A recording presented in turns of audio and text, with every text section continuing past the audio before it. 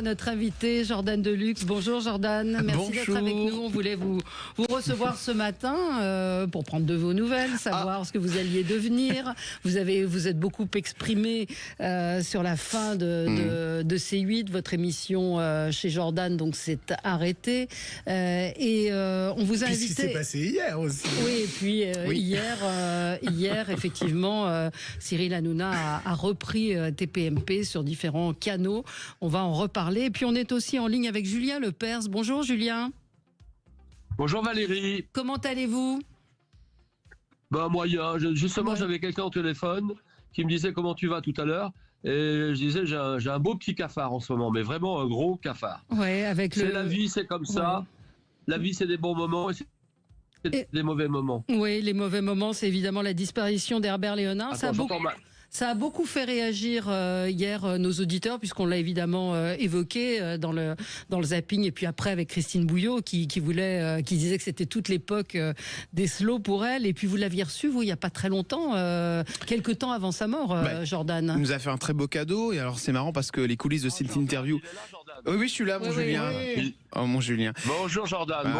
Bonjour. Je suis content de t'avoir au téléphone aussi parce que cette dernière émission, c'est grâce aussi à toi, parce que donc Herbert Léonard, on voulait faire l'émission et Herbert a dit à une seule condition, c'est qu'il y ait Julien Lepers en plateau avec moi. Donc on a fait l'émission et ça nous a permis d'offrir aux téléspectateurs de C8 un joli duo sur Pour le plaisir. D'ailleurs, ils voulaient pas le faire. À la fin, je les ai un petit peu forcés. Et au final, qu'est-ce que je suis heureux de pouvoir repasser cette séquence sur les réseaux sociaux et montrer aux gens à quel point Herbert Léonard était quelqu'un de gentil, avait une voix encore magnifique. Et c'est vrai qu'il nous a offert un dernier cadeau, un dernier pour le plaisir. Et vous ne saviez pas qu'il était malade, c'est ce que vous me disiez juste avant de commencer l'émission. Pas du tout. Et justement, quand je lui ai posé les questions, et t'étais là, Julien, je lui dis mais vous allez bien, parce qu'il avait parlé il avait eu en effet un souci au niveau des poumons parce qu'il a fumé pendant des années, et il disait qu'il était en pleine forme, que justement il était sorti de tous ces problèmes.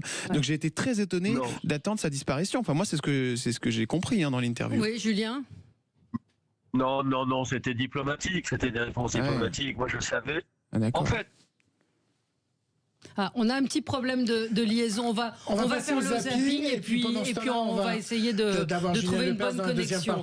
Alors le zapping. Sud Radio Média, l'instant zapping. Liberté.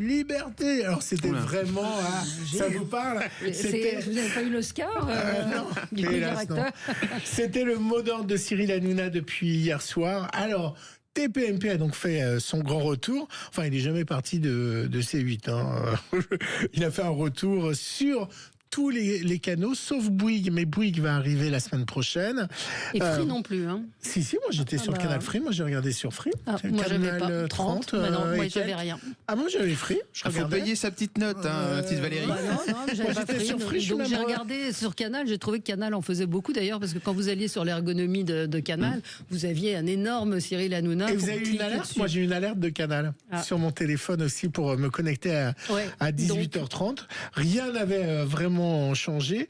Alors étant donné, on s'en parlait avant l'émission, il faudra qu'on éclaircisse tout ça, que c'est un programme et non une chaîne. Elle n'a pas besoin d'être conventionnée et elle est donc libre comme l'air, apparemment, sur tous les canaux.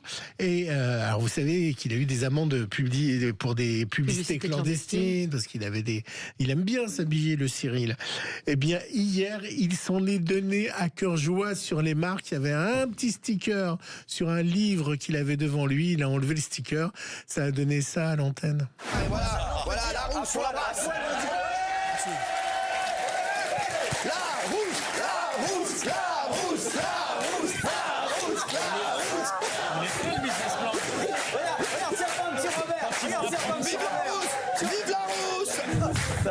Vive la rousse. Alors, oui. Oh, tout ce qu'il nous a ramené. Oh, magnifique.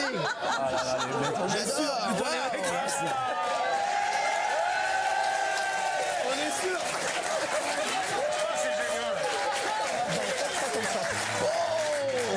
C'est génial. Ah, par contre, le bleu, tu me le jettes. Les gars, alors je vais faire une petite vente flash éclair.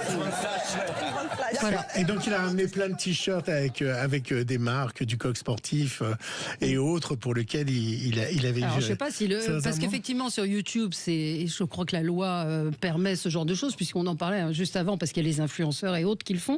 Maintenant, c'est diffusé sur des canaux de télévision. Oui, mais comme c'est pas conventionné, il n'a pas de convention. Alors il y avait un article dans le Parisien samedi qui disait un statut ne nécessitant ni conventionnement ni déclaration, mais impliquant de rester soumis aux dispositions de la loi de 86 et donc aux règles de l'ex-CSA. Alors on se renseignera nous de notre côté. Donc peut-être qu'il a pris un gros risque. Je ne sais pas s'il a pris un risque. En tout cas, c'est Cyril Hanouna et il est libre, tellement libre que je pense qu'au moment où il le fait, il se pose même pas la question. Il est tellement heureux de reprendre l'émission et puis il y a de la revanche vis-à-vis de l'Arcom. Bien sûr. De toute façon, moi ça m'a fait beaucoup rire parce que c'est vrai que moi aussi, étant donné que j'ai eu cette émission chez Jordan sur C8, je n'avais pas le droit de dire des marques, ou alors on est soumis à ces trois. Voilà, quand on dit Coca, faut dire Coca, Perrier, plus Ginny ou je ne sais quoi, ou Fanta. Donc du coup, c'est vrai que c'est super frustrant. Surtout qu'il y a un truc un peu bête là-dedans. Enfin, j'ai jamais vraiment compris. Ou mettre, moi je me rappelle de Valérie Expert qui avait présenté un nouveau Coca-Cola dans l'émission Parole d'Expert. Et quand le technicien et l'assistant plateau étaient venus mettre un sticker sur la bouteille de Coca qu'on reconnaît, elle avait regardé l'assistant en disant je crois pas. Ah bah tu te souviens pas? Non, je me crois pas parce que j'ai été condamnée pour autre chose. Mais ça c'est vrai. Mais c'était autre chose. Mais je pense que c'est arrivé après. C'était pour une recette qu'avait fait Eric où il y avait du Coca et il était venu mettre un sticker. Je pense que vous délirez totalement. Non, je pense que Eric Solal et du Coca. Enfin bref, on verra, mais je pense que le CSA, l'Arcom, va se pencher évidemment sur la question. Alors, vous en souvenez pas, mais moi ça m'a marqué. C'était à l'époque du poulet au Coca qu'avait lancé l'animateur. Non, on verra. Allez. En tout cas, toute la soirée, c'était un défilé de marque. Vous savez qu'il a fait servir du Coca et du Red Bull en plateau. Oui, un serveur. Avec un serveur qui est venu. Et il y a même un téléspectateur qui a dit je suis devant Monoprix, si vous voulez, je peux vous amener deux, trois choses. Et nous, là, on n'est pas soumis à l'Arcom. Mais j'ai cité trois marques, Fanta, Coca et Perrier. Et Monoprix, non? Monoprix, Carrefour et Auchan. Voilà. En tout cas, il faudra un jour régler. Mais il y a quand même effectivement il y a un problème d'harmonisation avec les différents canaux. C'est un peu incompréhensible. Mais là, ce qui faisait bizarre, en fait, c'est parce que comme on est tellement habitué à voir Cyril à l'antenne sur une chaîne, et comme rien n'a changé, on n'avait pas du tout l'impression d'être sur une émission, Dailymotion ou YouTube ou autre, quoi. Donc, c'est ça qui perturbe, je pense. TPMP, comme les autres chaînes, ont réagi au départ de Christophe de Chavannes, donc ce week-end. Alors, si Gilles Verdez a réagi à la séquence trouvant cela normal, Gilles Verdez a indiqué que pour lui, c'était normal qu'il parte parce qu'il y avait récidive. D'un autre côté, le matin même, dans l'émission de Pascal Praud, l'avocate Sarah Salman, elle était opposée à ce départ et n'était pas du tout du même avis que Gilles Verdez. C'est un délit, c'est pas un crime effectivement, mais cette séquence, finalement, c'est le triomphe du tribunal médiatique.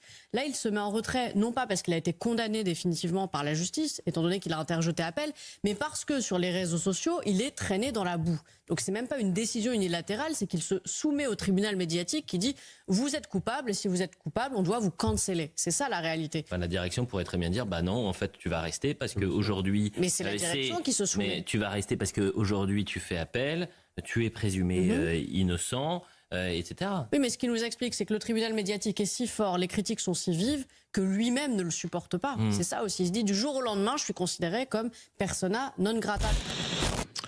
Voilà, là aussi, ça fait débat. Il y a eu pas mal d'émissions autour de ça. Un autre trafic. Alors, si vous recevez pas mal de prospectus dans votre boîte mail, pour vous dire que les cacahuètes sont à moins 5% et la saucisse de Morteau à moins 10%, je sais que ça vous intéresse, Valérie.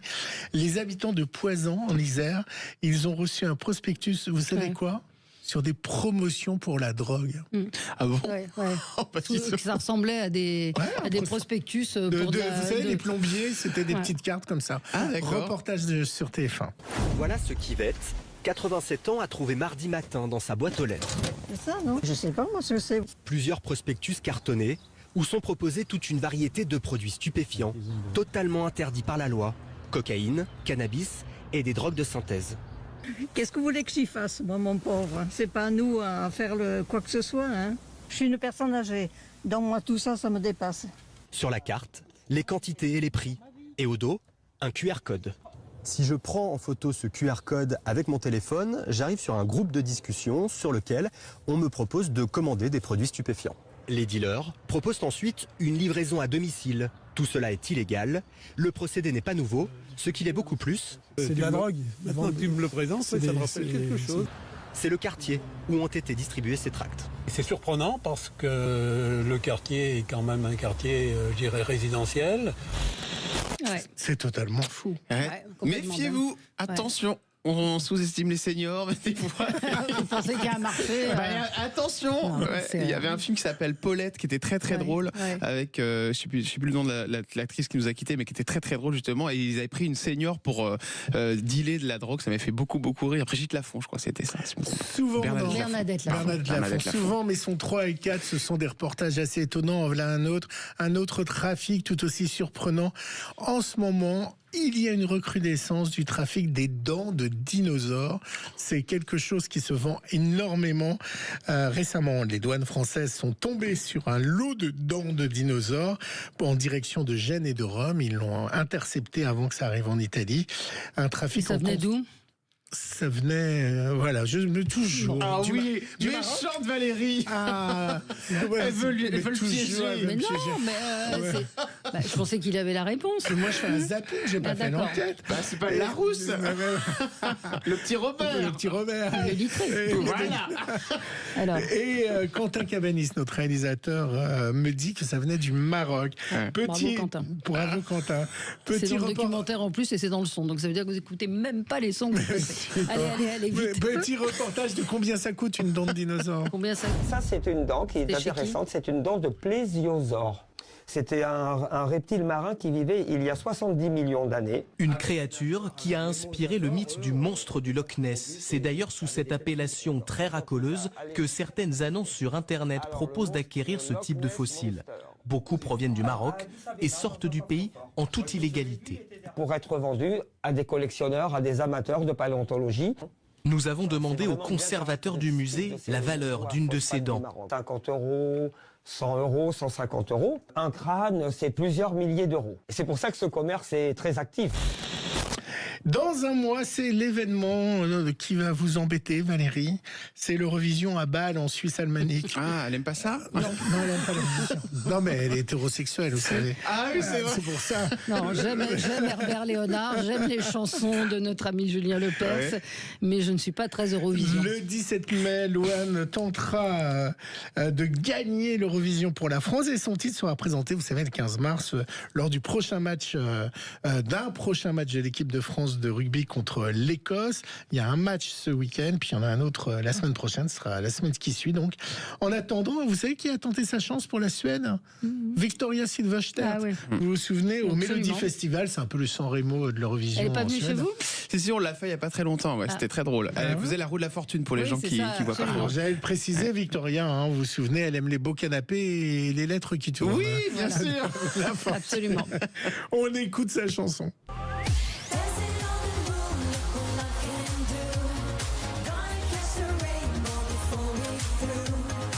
C'est dommage, elle était dans le ton. Bah ouais, non, c'est Julien, vous en pensez quoi ? Julien Lepers ? Allô, je suis là. Oui. Vous avez entendu la chanson de Victoria ? Je connais pas la chanson de Louane, alors je n'en pense pas grand-chose. Bon, non, mais là, c'était Victoria. C'était Victoria. Bon. Elle est arrivée deuxième. On vous a déjà proposé de composer une chanson pour l'Eurovision ? Très bonne question. Je me souviens d'une chanson que j'avais préparée pour l'Eurovision en Suisse, un chanteur suisse. Et finalement, ça s'est pas fait au dernier moment. On avait préparé ça avec Benoît Kaufmann, qui est un grand orchestrateur, arrangeur et qui habite la Suisse.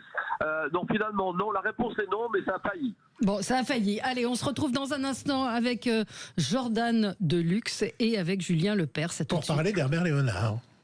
Sud Radio. Sud Radio. Parlons vrai. Parlons vrai. Sud Radio. Parlons vrai.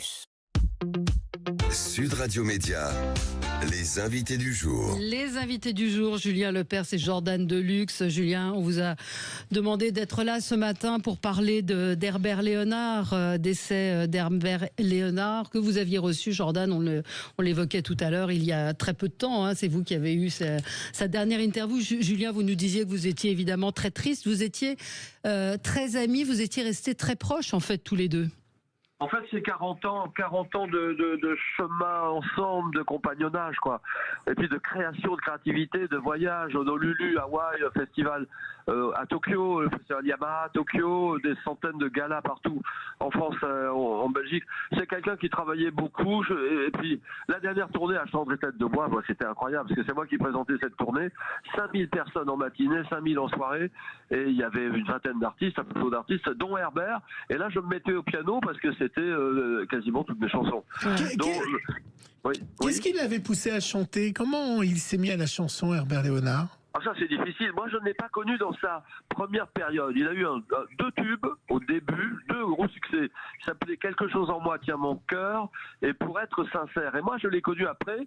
Après, il a eu une période de vide. Il a eu cet accident dont tout le monde a parlé, accident de voiture.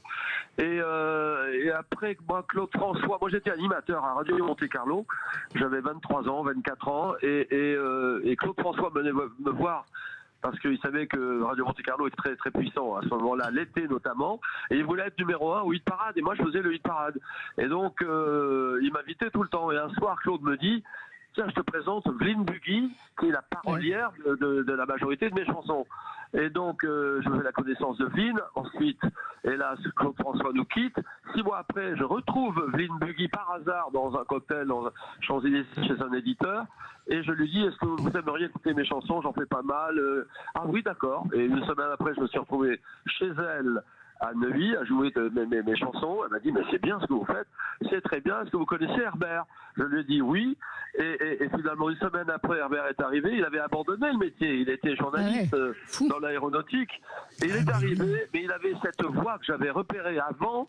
Il avait une voix, c'est vraiment un artiste exceptionnel. Pour moi, c'est un très très grand chanteur français. Voilà. Et je me suis régalé avec lui, j'ai eu une chance folle de le rencontrer. Voilà. Alors vous avez écrit plus d'une 60aine de chansons. On s'est eu hier soir au téléphone. Je vous ai demandé 2 chansons qu'on n'avait pas l'habitude d'entendre. On en entend une première, Valérie, et vous allez voir, Julien vous expliquera pourquoi il m'a dit de passer cette chanson.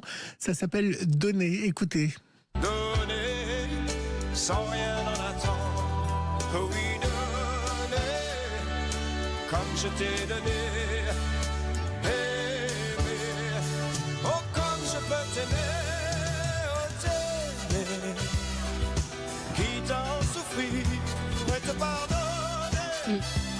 Alors pourquoi elle est particulière cette chanson, Julien?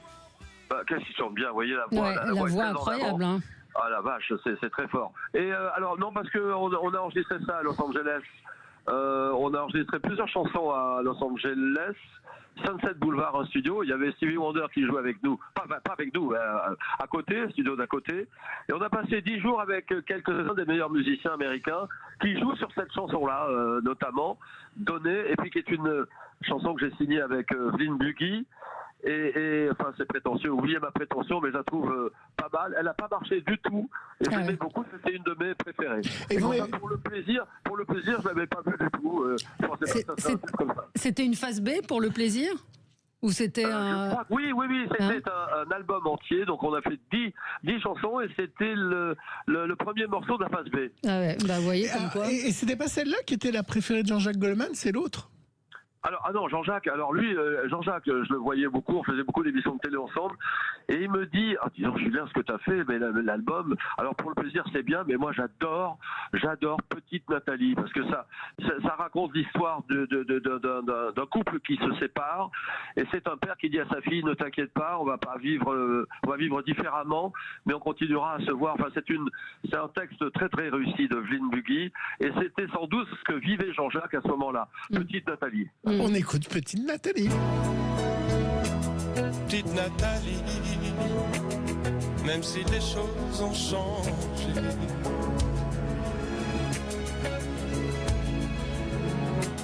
ma nouvelle vie ne m'empêche pas de t'aimer. Et on voit à travers ces deux chansons qu'il a un registre très différent. Hein. Il peut pousser la voix comme chanter quelque chose de beaucoup plus bas. Jordan, vous avez gardé quoi comme souvenir de la rencontre L'impression d'avoir rencontré quelqu'un qu'on reverra plus, quoi. La dernière fois que je l'ai eu, c'est vrai que je le sentais quand même fatigué, mais bon, voilà, moi je m'étais reporté ce qu'il m'avait dit lors de l'émission, donc je le sentais quand même plutôt bien. Et c'est vrai que quand vous rencontrez des gens comme ça, moi c'est vrai que j'ai 35 ans, c'est comme si j'en avais 80, parce que j'adore ces gens. Non mais vous voyez, j'entends ça et je me dis, là j'ai de la tristesse, je me dis merde, quoi, on en perd encore un, quoi. Qu'est-ce qui va nous rester? Pardon, je suis désolé, hein. J'adore, Louane, tout ça va représenter l'Eurovision, mais merde, quoi. Herbert Léonard, pour le plaisir, c'est quand même un super son. Vous mettez ça en soirée, ça cartonne. Moi, c'est pas Claude François, bien sûr, il a pas eu, et pourtant, je crois que ça a bien marché à un certain moment. Herbert Léonard, c'était quand même une star, hein. Mais ça fait partie des gens qui, pour moi, font partie du patrimoine français. Donc moi, ça me fait beaucoup de peine. Et pour moi, personne ne l'égale aujourd'hui. Et on perd une grande voix de la chanson française aujourd'hui. Pour le plaisir. Je suis d'accord. Je suis d'accord.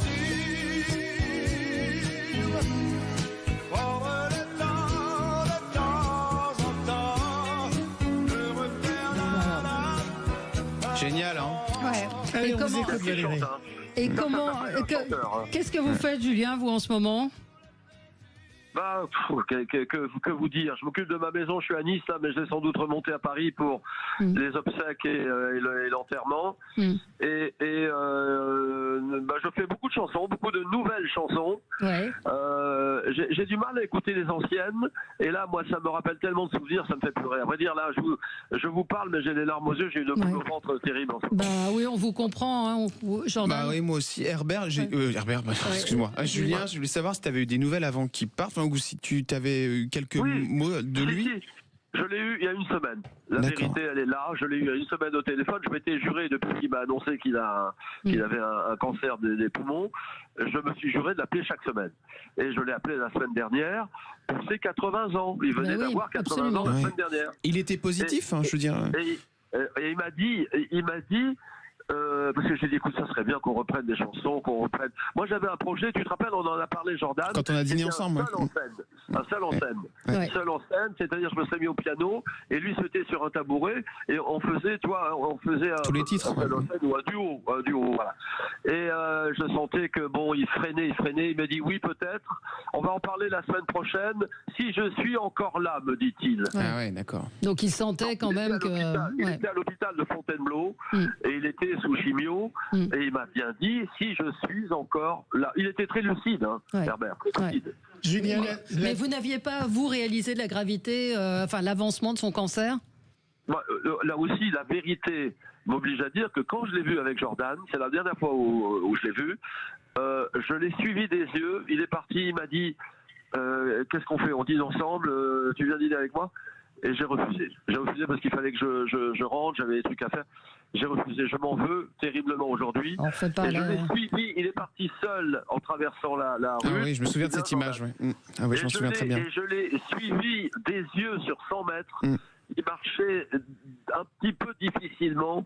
Il était différent. Et je me suis dit à ce moment-là, je pense que c'est la dernière fois que je le vois. Julien, la télévision, le trait est définitivement fini. Les médias, la radio? Non, tout est possible, j'en sais rien, je ne sais pas, ça dépend des propositions. Là, je vais sans doute faire une belle tournée cet été, et on est en train de parler de ça. Moi, je suis ouvert à tout. Sur C8, c'est fini en tout cas. N'espère plus C8, c'est mort là. En tout cas, on est content de vous entendre en pleine forme, Julien, et avec autant d'énergie. Parce qu'il faut dire, Valérie, que le milieu des médias et de la télévision, c'est un peu puissance et gloire. C'est vrai. C'est génial.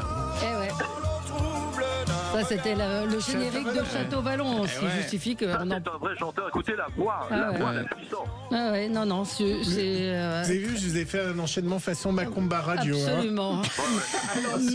Merci beaucoup, merci Julien d'avoir été avec nous. Merci Valérie, je vous embrasse. Et puis vous venez nous voir, Julien. Faut venir nous voir quand vous serez à Paris. Merci à vous. Avec plaisir. Jordan, bye bye. On se retrouve dans un instant avec Jordan Deluxe pour évoquer la suite de sa carrière. Ah oui, tiens. Merci. Sud Radio. Sud Radio. Parlons vrai. Parlons vrai. Sud Radio. Parlons vrai.